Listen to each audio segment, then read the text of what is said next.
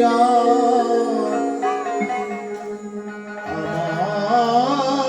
আমার মা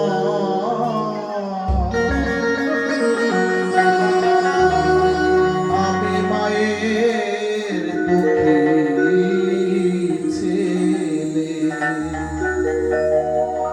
দুঃখিনী হয় আমার মা আমি মায়ের দুঃখী ছেলে।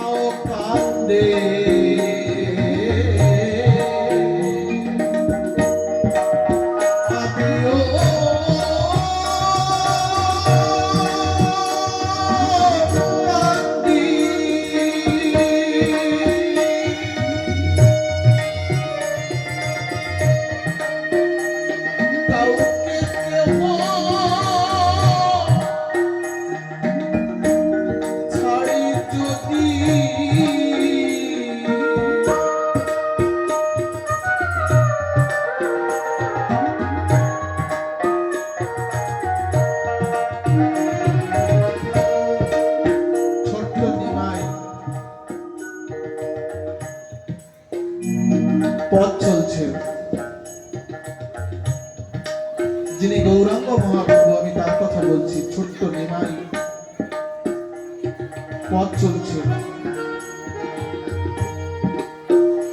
পথ চলতে চলতে দেখতে পায় একটা গাধী দড়ি দিয়ে বাঁধা রয়েছে, আর তার বাছুরটাকে অদূরে বেঁধে রেখেছে। ওই বাছুরটা ওই গাভীটার কাছে যাওয়ার জন্য ছটফট করছে, আর ওই গাভীটাও তার ওই ছোট্ট বাছুরটার কাছে যাওয়ার জন্য ছটফট করছে।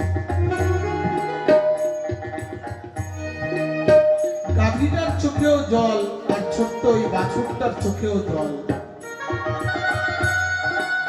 ছোট্ট নিমাই যখন ওই দৃশ্য দেখেছে স্থির থাকতে পারেনি।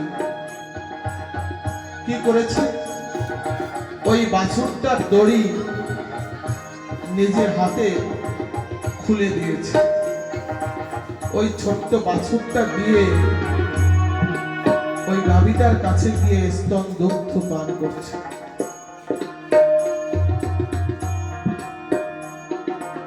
নিমাই চলে গিয়েছে। প্রতিবেশী এসে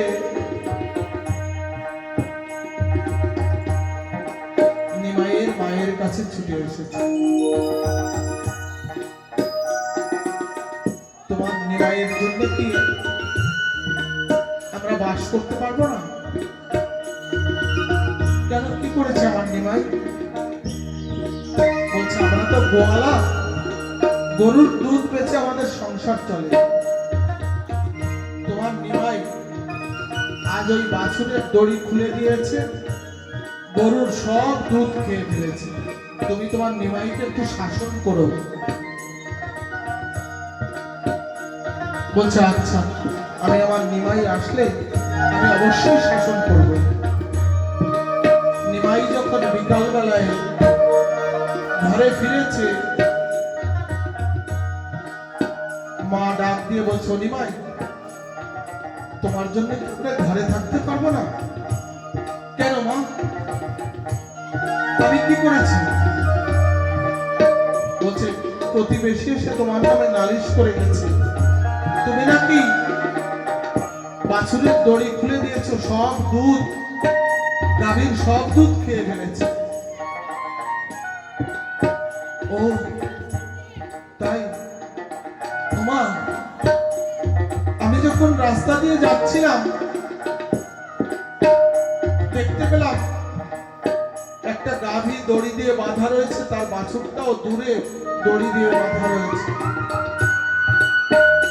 ওই ছোট্ট বাছুরটা তার মায়ের কাছে যাওয়ার জন্য ছটফট করছে, আর তার মাও তার ওই ছোট্ট বাছুরটার কাছে যাওয়ার জন্য ছটফট করছে। আমি তখনও বিচলিত হইনি মা।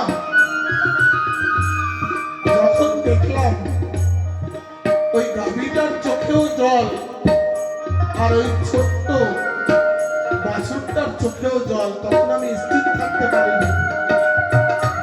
আমি যখন আমার মায়ের দুগ্ধ পান করতে যাই, কেউ তো আমাকে বেঁধে রাখে না, পশু তাই আমাকে বেঁধে রেখেছে।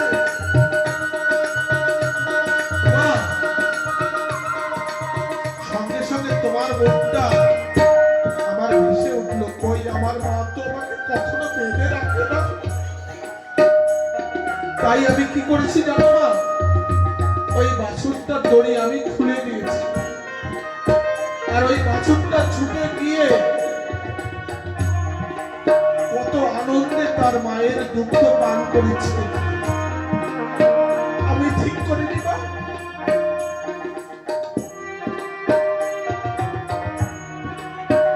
মা বলছে তুই ঠিক করেছিস বাবা। নিমাই বলছে জানো মা, আমি যখন রাস্তা দিয়ে চলি, শুধু ওই গাভী বা বাছুর নয়, আমি যখন চলি সারা বিশ্বের জীব যেন আমাকে ডাক দিয়ে বলে, ও নিমাই তুমি আমাদের মায়ার বাঁধন কেটে দাও, আমরা বন্ধুর দেশে চলে যাই।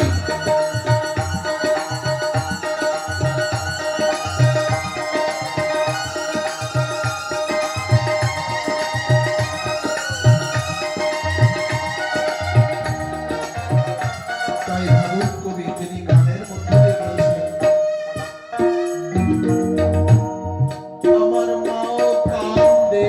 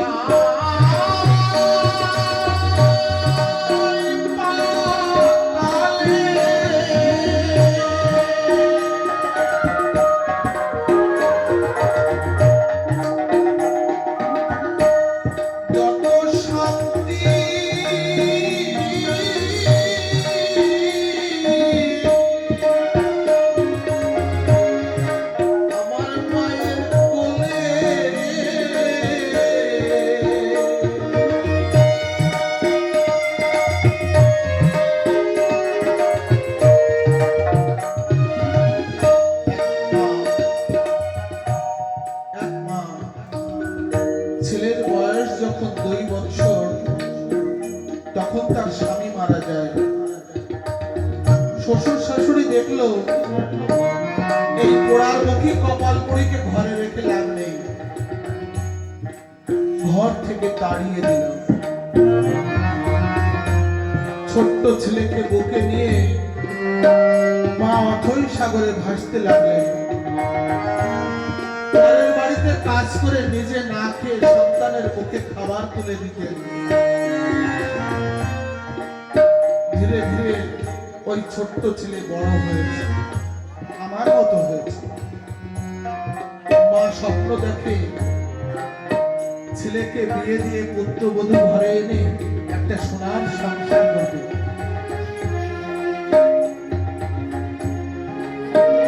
ছেলেকে 7 করে বিয়ে দিলেন। এদিকে মায়ের হয়েছে যক্ষা, কাশির সঙ্গে মুখ দিয়ে রক্ত উঠে আসে। বৌমা লক্ষ্য করেছে, বৌমা স্বামীকে কি বলছে, তোমার মা যেখানে সেখানে থুতু ফেলে, ওই রোগ তো আমাদেরও হতে পারে, তোমার মাকে অন্য কোথাও রেখে এসো।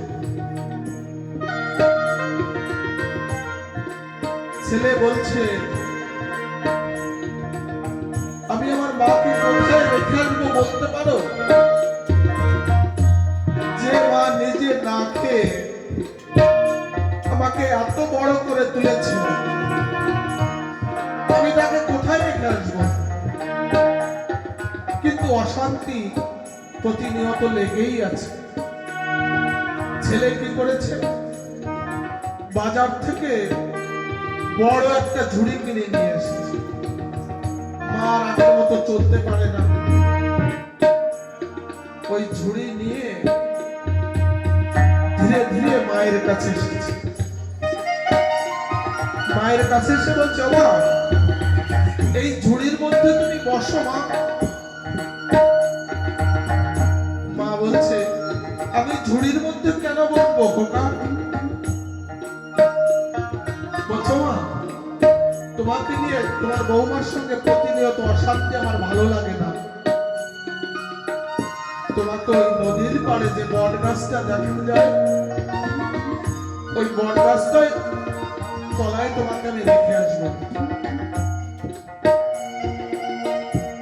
মা জানে আমার সন্তান আমাকে চিরদিনের মতো বিসর্জন দিতে যাচ্ছে, তবু মা তো ছেলের মাথায় হাত দিয়ে বলছে, বাবা তোরা যাতে সুখে থাকিস, তোরা যাতে ভালো থাকিস, তাতেই আমার সুখ বাবা।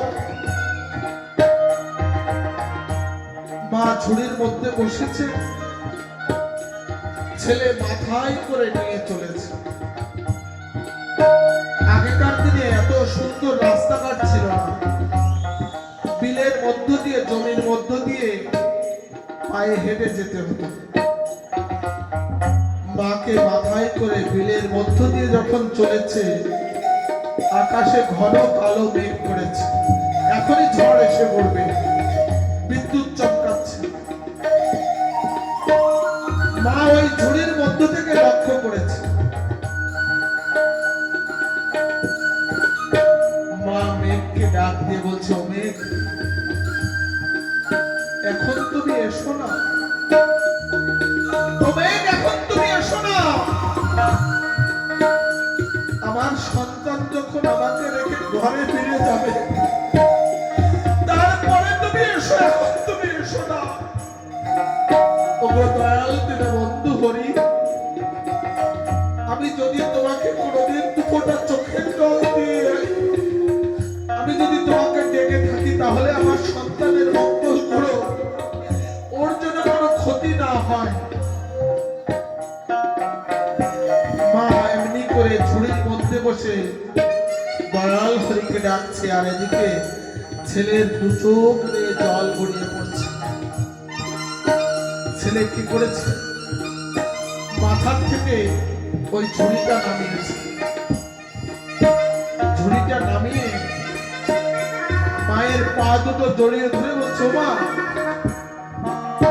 আমি তোমাকে চিরদিনের মতো বিসর্জন দিতে যাচ্ছি আর তুমি কিনা আমার মঙ্গল কামনা করছো। তুমি আমাকে অভিশাপ দাও মা, তুমি আমাকে অভিশাপ দাও।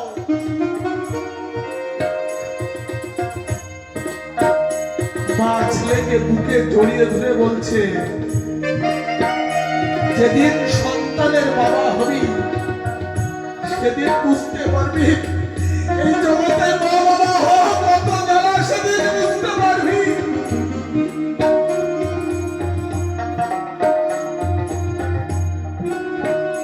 তাই ভাবুক কবি গানের মধ্য দিয়ে বলছে,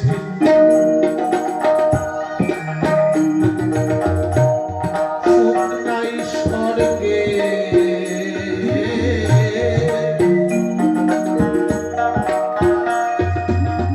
সুখ নাই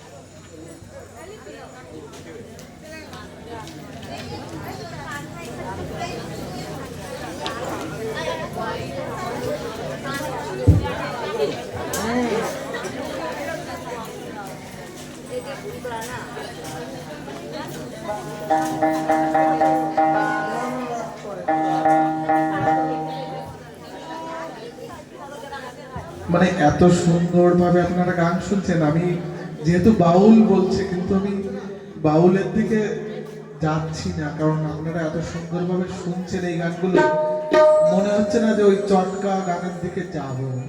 বুঝতে পারছেন? হ্যাঁ? আচ্ছা, আমার গান শুনে পরমার্থ দিয়েছেন একজন আমাদের এক মা। হ্যাঁ, আসলে কি হয়, এই গান শুনে নয়, তার মায়ের প্রতি ভালোবাসা, সেই স্বরূপ তিনি পরমার্থ দান করেছেন। আমি আপনাদের একটু বলে রাখি, আমি এই যে গান করে যা কিছু পরমার্থ পাই, 50 পয়সার উপরেও আমার হাত নেই। এটা হচ্ছে কি হরিভক্তদের আশীর্বাদ। এই অর্থ দিয়ে আমি হরিভক্তদের সেবার আয়োজন করি বছর শেষে। আমি যেন এই পরমার্থ দিয়ে হরিভক্ত সেবা করতে পারি, কারণ আমার এই অর্থে আমার কোনো হাত নেই। 5 পয়সাও আমি এখান থেকে ব্যয় করতে পারবো না। আমি এটা হরিভক্তদের সেবায় লাগাবো। পরে যাবে একটা গান বাজা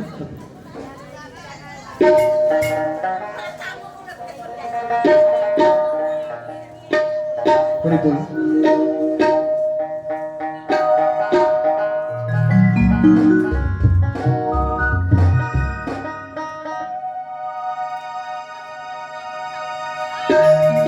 হরি বল।